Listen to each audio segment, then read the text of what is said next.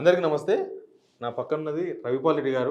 అశోక్ నగర్‌లో ఇన్‌స్టిట్యూట్ ముందు ఫ్యాకల్టీగా పనిచేసిండ్రు. తర్వాత ఆయనే ఇన్‌స్టిట్యూట్ 24 ఇయర్స్ నుంచి ఆ ఫీల్డ్‌లో ఉన్నారు. అశోక్ నగర్‌లో కూడా చాలా సీనియర్ ఫ్యాకల్టీ అండ్ ఇన్‌స్టిట్యూట్ ఉంది వాళ్ళది. ఈ మధ్య కాలంలో ఈ డీఎస్సీ, గ్రూప్ 1, గ్రూప్ 2, గ్రూప్ 3 పిల్లలంతా నిరుద్యోగులంతా కూడా రకరకాల డిమాండ్ తెర మీదకొచ్చిన తర్వాత అది నడుస్తూనే ఉంది. గవర్నమెంట్ వాళ్ళని పట్టించుకుంటలేదు. వాళ్ళు బుల్‌డోజ్ చేసుకుంటూ పోతుంది ప్రభుత్వం. అది నడుస్తూనే ఉంది. ఇప్పుడు వాయిదా వేస్తే మెయిన్‌గా ఇన్‌స్టిట్యూట్స్ వాళ్ళకు 100 కోట్లు వస్తాయంట. ఒక్క నెల వాయిదా వేస్తే ఏ ఎగ్జామ్ ఇచ్చినా కూడా. అందుకే అన్నం పిలిపించిన నేను. అసలు ఏంది నిజంగానే 100 కోట్లు వస్తే నేను చాలా మందికి చెప్తున్నా కదా! నేను కూడా సిగ్నల్ టీవీ తీసేసి ఇన్‌స్టిట్యూట్ పెట్టుకుంటా. 100 కోట్లు వస్తే ఒక్క నెలకు 100 కోట్లు అంటే సంవత్సరానికి 1200 కోట్లు వస్తాయి. ఇంకెందుకు? ఈ కష్టం అంతా ఎందుకు? నేను వార్తలు ఎందుకు చెప్పాలి? అసలు నాకెందుకు ఈ సామాజిక బాధ్యత? అందరూ అసలు నిజంగా ఈ మంత్రులు, ఎమ్మెల్యేలు కూడా పోటీ చేయరు. నిజంగా కనుక ఒక నెలలో 100 కోట్లు కనుక ఏ ఇన్‌స్టిట్యూట్‌ని సంపాదిస్తే ఎమ్మెల్యేలు పోటీ చేయరు. ఎందుకు అనవసరంగా ఈ పొద్దుగాలేస్తే ఈ జనాలు వచ్చుడు, పోవుడు, ప్రచారం ఇదంతా ఎందుకు? మంచిగా దానికే కాంపిటీషన్ ఎక్కువ ఉంటుంది. ఇప్పుడు చూద్దాం నిజంగా వస్తాయా లేదా అన్న మాట్లాడుతున్నా. నమస్తే అన్న. నమస్తే. ఏం చెప్తారు మీరు? ఫస్ట్ ఇక్కడనే స్టార్ట్ చేద్దాం. వాయిదా వేస్తే 100 కోట్లు వస్తాయా మీ ఇన్‌స్టిట్యూట్‌లకు? ఎట్లుంటుంది? ఇంతవరకు భారతదేశ చరిత్రలో నెలకు 100 కోట్లు కాదు, జీవితకాలంలో కూడా 100 కోట్లు సంపాదించిన సంస్థలు ఏవీ లేవు. జీవితకాలంలో వాళ్ళు పెట్టిన కంపెనీ స్టార్టింగ్ నుండి కూడా 100 కోట్లు సంపాదించిన కంపెనీలు ఏవీ లేవు. ఒక స్థాయికి వెళ్ళిన బైజూస్ లాంటి అన్అకాడమీ లాంటి సంస్థలు కూడా 100 కోట్లు పెట్టుబడి పెట్టారులే కానీ 100 కోట్లు ఆర్జించలేదు. బట్ ఇప్పుడు మన దగ్గరకు వచ్చినట్లయితే 100 కోట్లు కాదు, అశోక్ నగర్లో ఉన్న ఇన్స్టిట్యూట్ డైరెక్టర్ యొక్క పరిస్థితి ఏ విధంగా ఉందంటే, నిజంగా మీకు చెప్పాలంటే ఈరోజు వాళ్ళు ప్రజాసేవ చేస్తున్నారు. ప్రజాసేవ చేస్తున్న వ్యక్తులలో ఈరోజు ఇన్స్టిట్యూట్ డైరెక్టర్ మనం చెప్పుకోవచ్చు. డబ్బులు తీసుకోరా మీరు? డబ్బులు తీసుకుంటాం, కానీ ఈరోజు హైదరాబాద్లో చూడండి, ఒక ఎల్కేజీ అబ్బాయి ఒక ఎల్కేజీ అమ్మాయిని ఒక స్కూల్లో జాయిన్ చేయడానికి ఒక మంచి కార్పొరేట్ స్కూల్లో మినిమం ₹1,00,000 నుండి 4 లక్షల వరకు కూడా డొనేషన్ కట్టే ఫీజు స్కూల్స్ ఉన్నాయి. ఒక పేరెంట్గా తన అబ్బాయిని తన అమ్మాయిని మంచి లగ్జరీ స్కూల్లో వేయాలి, 1,00,000 4 లక్షలు హ్యాపీగా పే చేస్తున్నారు. బట్ ఈరోజు మనకు అశోక్ నగర్లో గ్రూప్ 1 కానీ గ్రూప్ 2 కానీ గ్రూప్ 3 ఇతర పోటీ పరీక్షలు ఏవైనా కూడా వాటి యొక్క ఫీజులు 30,000 40,000 ఉంటే అది మహా గగనంగా ఉంది. దానికి చాలా ఎక్కువగా ఉంటుంది. సివిల్స్ లాంటి సంస్థలు 1,20,000 వరకు ఉంటుంది, కానీ అడ్మిషన్ అనేవి చాలా చాలా తక్కువగా ఉన్నాయి. ఒక కరోనా కన్నా ముందు ఓకే, బట్ ఈ కరోనా తర్వాత మొత్తం అడ్మిషన్ సంఖ్య అనేది చాలా చాలా తగ్గిపోయాయి. ఎందుకు అంటే కరోనా వల్ల చాలామంది మాలాంటి డైరెక్టర్లు అందరూ కూడా ఆన్లైన్కి వెళ్ళడం జరిగింది. ఆన్లైన్ క్లాస్ మొత్తం పూర్తిగా ఆన్లైన్ క్లాసులు. మనకు క్లాస్ ప్లస్ యాప్ లాంటి వాళ్ళు వచ్చేసి 10,000 15,000 కూడా యాప్ ఇవ్వడం వలన చాలామంది కొన్ని 100,000 యాప్లు రావడం జరిగింది. ఈ 100,000 యాప్లతోని ఫీజులు ఏ విధంగా దిగజారిపోయాయంటే ₹1 గ్రూప్ 2 కోర్సు. ₹1 group 2 course. అది జనరల్ 1 ఇయర్ వ్యాలిడిటీ ఉంటుంది. ₹1 1 ఇయర్ వ్యాలిడిటీ అంటే మనకు పూర్తిగా రికార్డెడ్ ఉంటాయి. పూర్తిగా దాదాపు 500 hours 600 hours pre recorded videos అన్నీ రికార్డ్ చేసి అప్లోడ్ చేసి యాప్లో ఉంటాయి. మీరు ₹1 పే చేశారనుకోండి 1 ఇయర్ వరకు లేదా 6 మంత్స్ వరకు, అంటే కొన్ని ఇన్స్టిట్యూట్లో 6 మంత్స్, కొంతమంది 1 ఇయర్ వ్యాలిడిటీ ఇస్తున్నారు. అంతవరకు వారు డే అండ్ నైట్ వినే అవకాశం ఉంటుంది. జనరల్గా మేము రికార్డ్ చేయించడానికి ఎంత టైం పడుతుంది అంటే, ఒక ఫ్యాకల్టీకి అమౌంట్ పే చేయాలి అంటే 1 అవర్కి ఆఫ్లైన్ క్లాస్లో అయితే మినిమం ₹1,500 నుండి, గంటకి ₹1,500 నుండి 3,000 4,000 కూడా పే చేయాల్సి ఉంటుంది. ఆన్లైన్లో అయితే మినిమం 2,500 నుండి, ఎందుకంటే ఒకసారి రికార్డ్ చేస్తాం కాబట్టి ఇన్స్టిట్యూట్ డైరెక్ట్ ఎన్నిసార్లు వాడుకోవచ్చు. మినిమం 2,500 నుండి 4,000-5,000 వరకు ఉంటుంది. అంటే ఒక వీడియో రికార్డ్ చేయడానికి, ఒక కోర్సు రికార్డ్ చేయడానికి దాదాపు 4 to 5 lakhs ఖర్చు పెట్టాల్సి వస్తుంది. అంత ఖర్చు పెట్టిన తర్వాత కూడా ఈరోజు పోటీ పెరగడం వలన, అంటే పోటీ 1 by ఫ్యాకల్టీస్ మధ్యనే పోటీ పెరగడము, కోచింగ్ సంస్థల మధ్య పోటీ పెరగడం వలన ₹1 గ్రూప్ 2 కోర్సు ఇస్తున్నారు. మరి ఇప్పుడు 100 కోట్లు వస్తాయన్నారు ముఖ్యమంత్రి గారు. ఏమనిపించింది ఆ మాట? 100 కోట్లు కాదు, ఒక చిన్న సంస్థ చూడండి. నేను పెద్ద ఇన్స్టిట్యూట్ మాట్లాడలేదు. ఒక చిన్న ఇన్స్టిట్యూట్కి అశోక్ నగర్లో మినిమం రెంట్ 25,000 కన్నా తక్కువ లేదు. Minimum rent.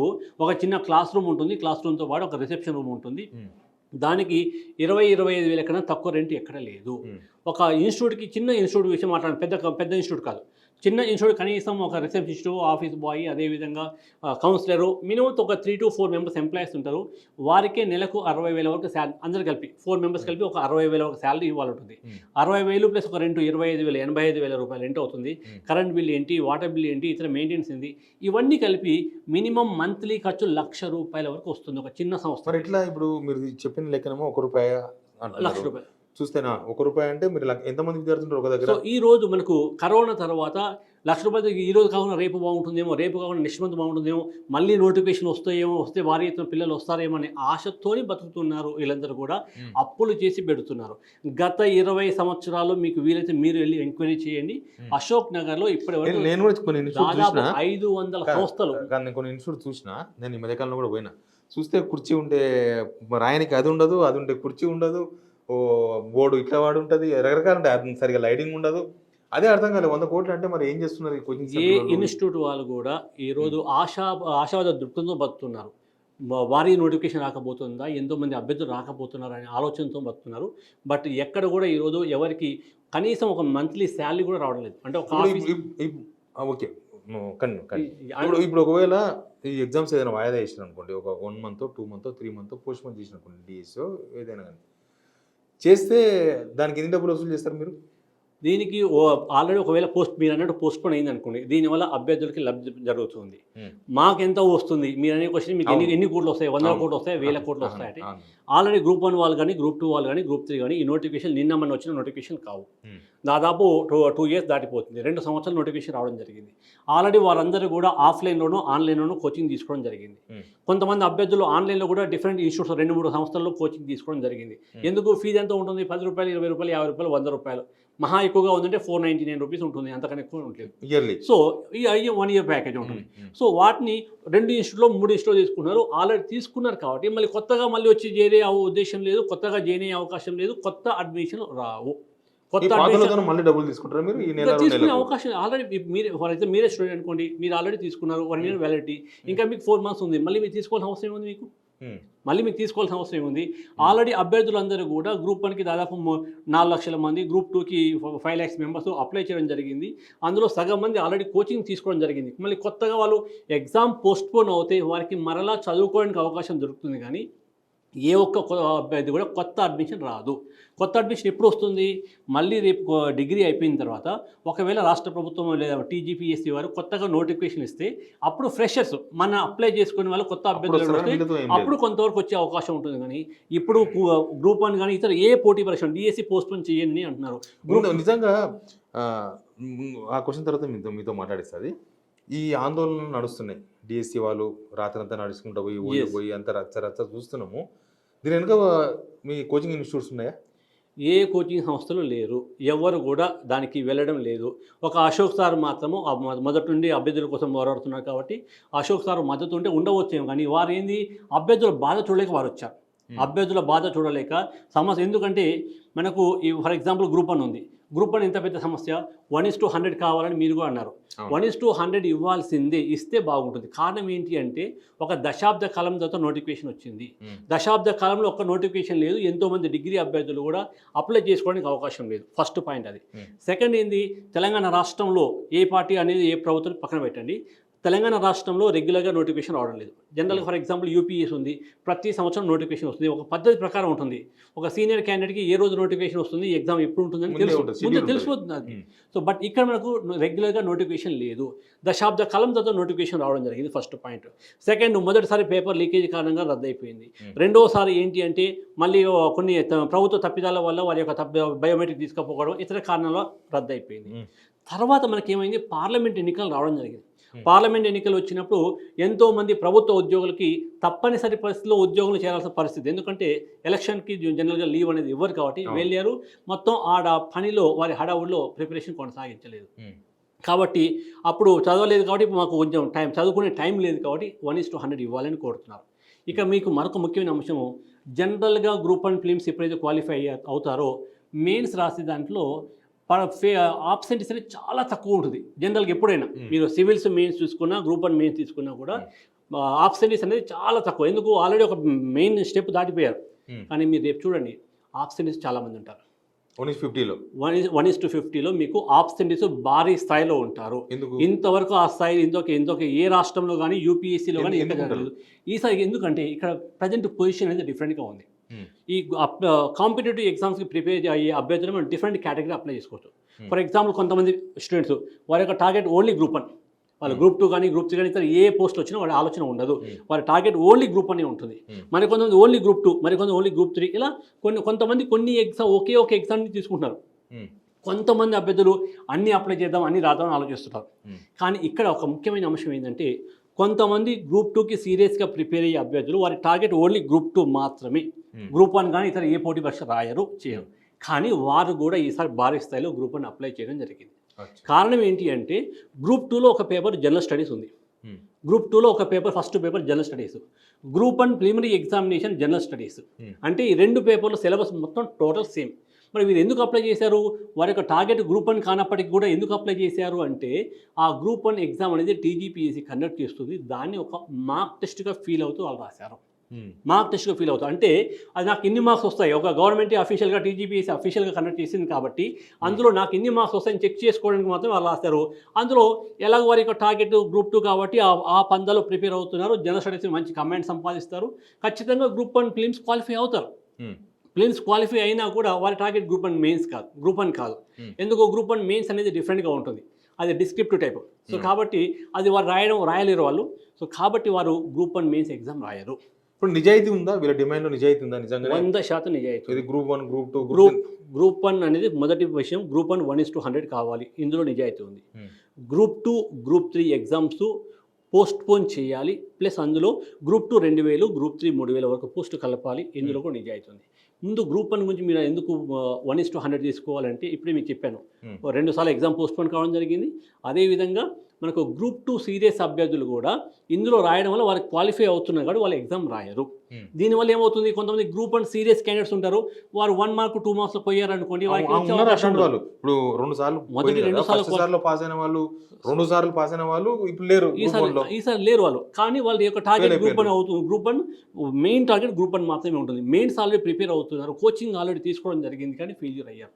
సో ఇప్పుడు మీరు 1:100 తీసుకున్నట్లయితే 1:100 తీసుకుంటే వారికి కూడా అవకాశం ఉంటుంది. అయితే ఇక్కడ గవర్నమెంట్ కొన్ని కారణాలు చెప్తుంది. గతంలో ఒక కారణం చెప్పింది, ఇప్పుడు రీసెంట్గా మరొక కారణం చెప్తుంది. గతంలో చెప్పిన కారణం ఏంటి అంటే 1:100 అంటే ఎక్కువ మంది అభ్యర్థులు, ఇప్పుడు దాదాపు 31,000 మంది వచ్చారు, రేపు 60,000 మంది దాకా అవుతారు, పేపర్ వాల్యుయేషన్ కష్టం అవుతుంది, అదొక కారణం గతంలో. బట్ ఇప్పుడు ఈసారి ఏంటంటే మనకు న్యాయపరమైన సమస్యలు వస్తాయి అంటున్నారు.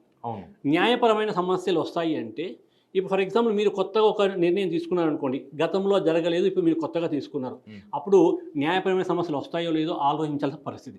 కానీ ఆల్రెడీ గతంలో జరిగింది. వైఎస్ఆర్ సీఎంగా ఉన్న సమయంలో 1:50 బదులు 1:100 తీసుకోవడం జరిగింది. అంటే మధ్యలో ఆల్రెడీ తీసుకోవడం జరిగింది కాదు. ఫస్ట్ నోటిఫికేషన్ ఫస్ట్ 1:50 జనరల్ మనకు వైఎస్ఆర్ సీఎంగా ఉన్న సమయంలో 1:50 బదులు నుండి 1:100 తీసుకోవడం జరిగింది. రీసెంట్గా మన ఆంధ్రప్రదేశ్ రాష్ట్రంలో కూడా గ్రూప్ 2 ఎగ్జామ్ సంబంధించి 1:50 నుండి 1:100 గ్రూప్ 2 ఎగ్జామ్లో 100 తీసుకోవడం జరిగింది. ఆల్రెడీ జరిగింది రీసెంట్గా, ఎలాంటి సమస్య లేకుండా సాఫీగా స్మూత్గా బండి ముందుకు వెళ్తుంది. అది మాత్రమే కాదు, గతంలో కేరళ గవర్నమెంట్ కూడా మొదటి రేషియో కరెక్ట్ నాకు అంత ఐడియా లేదు, కానీ 1:75కి వారు పెంచారు. 1:75 పెంచారు కాబట్టి ఎలాంటి ప్రాబ్లమ్స్ రాలేదు. అయితే ఇక్కడ మరొక అంశం ఏంటంటే వారు ఇచ్చిన నోటిఫికేషన్ మీరు జాగ్రత్తగా వర్డ్ బై వర్డ్ ప్రతి వర్డ్ మనం చదివినట్లయితే అందులో ఇచ్చిన నోటిఫికేషన్ ఆల్రెడీ మనకు దాన్ని మార్చడానికి అవకాశం లేదు, ప్రజెంట్ మనకు వెబ్సైట్లో కూడా దొరుకుతుంది, మీరు కూడా చూడండి. ఇందులో కొన్ని చేంజెస్ చేసుకునే అవకాశం వారికి స్వతహాగా ఇవ్వడం జరిగింది. అందులో నోటిఫికేషన్ వచ్చిన తర్వాత కూడా కొన్ని చేంజెస్ చేసుకోవడానికి, స్టార్టింగ్లో నోటిఫికేషన్ వచ్చినప్పుడు గ్రూప్ 1 కానీ డిఏఓ కానీ ఇతర అందులో ఎగ్జామ్ ఏ విధంగా ఇచ్చారు, ఇది ఆఫ్లైన్లో ఉండవచ్చు లేదా ఆన్లైన్లో ఉండవచ్చు, తర్వాత మేము చెప్తామని అన్నారు డిఏఓ ఎగ్జామ్కి. ఇది ఒక్కటి కాదు, ప్రతి దాంట్లో కొన్ని ఇందులో ఏమైనా మార్పులు చేర్పులు చేసుకునే అవకాశం మాకు ఉంటుందని చెప్పారు. సో కాబట్టి ప్రభుత్వం ఒక నిర్ణయం తీసుకున్నట్లయితే, గవర్నమెంట్ ఒక నిర్ణయం తీసుకొని 1:100 ఇవ్వండి అంటే ఎలాంటి సాంకేతిక సమస్యలు రావు. అయితే ఇక మరికొంతమంది అభ్యర్థులు అంటున్నారు ఏంటి, 1:50 ఉన్నవారు కోర్టుకు పోతే ఏమవుతుంది, 1:50 నోటిఫికేషన్లోనే మాకు 1:50 ఇచ్చారు కదా, కోర్టుకు వెళ్తే ఏ విధంగా ఉంటుంది. ఇక్కడ వారికి సంబంధించి 2 అంశాలు చూద్దాం. మొదటిది ఏంటి అంటే వారికి ఎలాంటి అన్యాయం జరగడం లేదు, వారిని రిజెక్ట్ చేయడం లేదు, ఏ ఒక్కరిని కూడా రిజెక్ట్ చేయడం లేదు, అది ఫస్ట్ పాయింట్. అది సెకండ్ పాయింట్, ఒకవేళ నిజంగా మీరు 1:50లో ఉన్నారు, మీరు టాలెంటెడ్ అయితే రేపు మెయిన్స్ ఎగ్జామ్లో కూడా మీరు ఎలాగో ముందుంటారు, మెయిన్స్ ఎగ్జామ్ మీరు ముందుంటారు, మీకు జాబ్ వచ్చేస్తుంది, అది ఫస్ట్ పాయింట్. సెకండ్ పాయింట్ ఏంటి అంటే టీజీపీఎస్సీ వాళ్ళు తమని తాము సమర్థించుకోవడానికి ఎందుకంటే కోర్టులో ఆ కేసును గెలవాలి, మనకి ఎలాగో మన టీజీపీఎస్సీ గెలవాలి, ఖచ్చితంగా గెలవాలి. కాబట్టి ఒకవేళ ఈ 1:50 వరకు కేసు వేస్తే తమని తాము సమర్థించుకొని తమ గెలవాలి కాబట్టి అందులో క్లియర్గా నోటిఫికేషన్ మీకు ఇప్పుడు నేను చెప్పాను, అవును. ఇందులో మార్పులు చేర్పులు చేసుకునే అవకాశం మాకు ఉంటుంది TDPS కి ఉంటుంది. ఉంటుంది అవసరమైతే రద్దు కాబట్టి కూడా చేస్తాం మొత్తం. రద్దు కూడా చేసే అవకాశం ఉంటుంది. కాబట్టి దాని ద్వారా వారు వెళ్ళిపోయే అవకాశం ఉంటుంది. ఇవి కాకుండా ఇంకా ఏమైనా ఉన్నట్లయితే సమస్యలు అంటే మా దృష్టికి ఇవి వచ్చాయి, ఇవి కాకుండా ఇంకా ఏమైనా ఉన్నట్లయితే న్యాయ నిపుణులతో మాట్లాడినట్టయితే పరిష్కారం అవుతుంది. సో కాబట్టి ఇది ఇందులో పెద్ద సమస్య లేదు. 1:100 ఇస్తే చాలా మందికి ప్లస్ అవుతుంది. 1:100 ఇస్తే కోచింగ్ సెంటర్కి పెద్దగా ఒరిగేది లేదు. ఎందుకు ఒరిగేది లేదు అంటే మరి చాలామంది క్వాలిఫై అవుతారు కదా, మరి కొత్తగా మీ కాడికి మెయిన్స్ కోచింగ్ వచ్చే అవకాశం ఉంటుంది కదా అని మీరు అనవచ్చు. జనరల్గా ఇప్పుడు మనకు టైం ఎంత ఉందంటే ఒక 100 days కూడా టైం లేదు. ప్లిమ్స్ తర్వాత మెయిన్స్కి 100 days టైం కూడా మనకు అక్టోబర్లోనే ఎగ్జామ్స్ షెడ్యూల్ ఇచ్చారు. ఈ 100 days టైం కూడా లేదు. నిజంగా ఒక అభ్యర్థి సీరియస్ క్యాండిడేట్ అయితే ఖచ్చితంగా నేను జాబ్ కొట్టాలి అనుకున్న వ్యక్తి మెయిన్స్కి ప్రిపరేషన్ ఇప్పుడు స్టార్ట్ చేయడండి. మెయిన్స్కి ప్రిపరేషన్ ఇప్పుడు స్టార్ట్ చేయడు, ఆల్రెడీ ప్లిమ్స్తో పాటే మెయిన్స్ ప్రిపరేషన్ స్టార్ట్ చేస్తారు. కారణం ఏంటంటే ప్లిమ్స్ క్వాలిఫై అయిన తర్వాత మెయిన్స్ కోసం తక్కువ టైం ఉంటుంది, 3 days మాత్రమే ఉంటుంది. ఈ తక్కువ టైంలో 6 పేపర్లు పూర్తిగా చదివి రైటింగ్ ప్రాక్టీస్ చేయడం అనేది ఎవరికి కూడా సాధ్యం కాదు. కాబట్టి సీరియస్ క్యాండిడేట్స్ ఎవరైనా కూడా ఫిలిమ్స్తో పాటే వారు తీసుకోవడం జరుగుతుంది. ఈ 1:100 ఎవరైతే వస్తున్నారో ఆల్రెడీ వారు ఫిలిమ్స్తో పాటు మెయిన్స్ కూడా కోచింగ్ తీసుకొని ఉంటారు. కాబట్టి వారి ద్వారా ఏ సంస్థ కూడా కొత్తగా వచ్చేది ఏమీ లేదు. బట్ సీరియస్గా గ్రూప్ 1కి ప్రిపేర్ అయ్యే వాళ్ళకి ఇది బెనిఫిట్ అవుతుంది. గ్రూప్ 2 సీరియస్గా ప్రిపేర్ అయ్యే వాళ్ళు ఎగ్జామ్ రాయరు. కొంతమంది రాసినా కూడా ఏదో చూద్దాంలే అనే ఆలోచనతో రాసేవాళ్ళే, కానీ వాళ్ళు సీరియస్ క్యాండిడేట్స్ కాదు. 31,000 మంది అభ్యర్థులు ఈరోజు సెలెక్ట్ చేయడం జరిగింది. ఆ 31,000 మందిలో సీరియస్ క్యాండిడేట్స్ ఒక not more than 10,000. So but ఇందులో మనకు మిగతా వారికి అవకాశం ఇచ్చినట్టయితే బెనిఫిట్గా ఉంటుంది మనకు. Okay, thank you rifle Reddy గారు. చాలా విషయాలు అయితే గ్రూప్స్లో డిమాండ్స్ తర్వాత మిగతా విషయాల మీద మాట్లాడినారు. కోచింగ్ సెంటర్లకు 100 కోట్లు వస్తాయనేది కేవలం అదొక జోక్ లాగానే కనిపిస్తుంది. నిజానికి కోచింగ్ సెంటర్కి 100 కోట్లు వచ్చే అది ఉంటే కోచింగ్ సెంటర్లో ఆ చిన్న చిన్న సెంటర్లో ఒక్కొక్క రూముల్లో అశోకనగర్లో ఇరుకు గదుల్లో అట్లా ఉండవు. బట్ ఈ కోచింగ్ సెంటర్లను దృష్టిలో పెట్టుకునో ప్రతిపక్షాన్ని దృష్టిలో పెట్టుకుని ప్రభుత్వం నిర్ణయం తీసుకోవద్దు. ఎప్పుడైనా దీనిలో ఉన్న అభ్యర్థులు గ్రూప్ 1 గ్రూప్ 2 మన విద్యార్థులు మన తెలంగాణ పిల్లలు వాళ్ళని దృష్టిలో పెట్టుకుని ప్రభుత్వం నిర్ణయం తీసుకోవాలని కోరుకుందాం. Please subscribe signal TV.